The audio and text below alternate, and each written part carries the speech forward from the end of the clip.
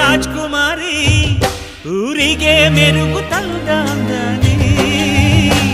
ನಿನ್ನ ನಗುವೆ ಬಂಗಾರ ಮೌನ ಅಲಂಕಾರ, ನಿನ್ನ ಅಂದವ ನೋಡಿ ನಾನು ಕವಿಯಾದ್ನಲ್ಲ. ಅಂದಕ್ಕೆ ಅಂದದಂದ ತಂದಾನ, ಅಂದದ ಬೊಂಬೆಗೆ ಗಂಧದ ಶೃಂಗಾರ, ಚಂದದ ಬೊಂಬೆಗೆ